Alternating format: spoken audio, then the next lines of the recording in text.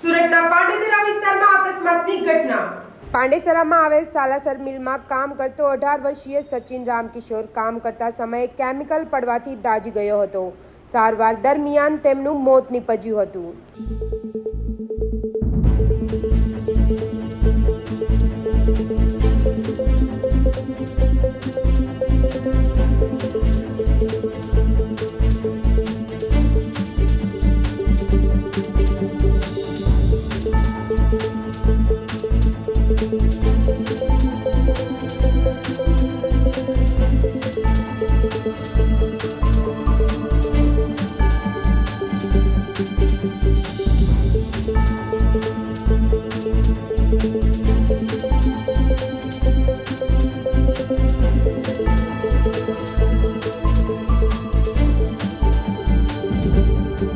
Jamna news Surat.